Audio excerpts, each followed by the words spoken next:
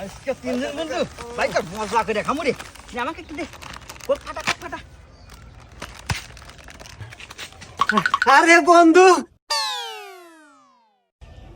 আরে বন্ধু, তুই তো একবারে ঠিক সময় আসছো, আমরা কেবল ফাটাইতেছি।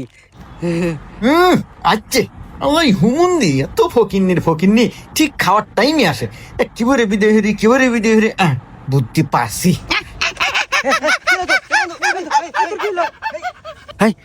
এই তোর কিলো রে, এই কিলো এ বন্ধু তাতে তো পানি নে। আচ্ছা আমি পানি আনতেছি।